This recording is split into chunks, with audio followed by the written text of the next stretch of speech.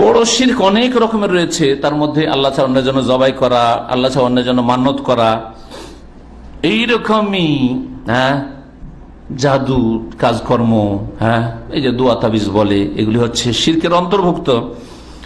এইরকমই তাবিজে বিশ্বাসী হয় যে তাবিজই সুস্থ করে বা তাবিজই রক্ষা করে, এরকম মনে করা।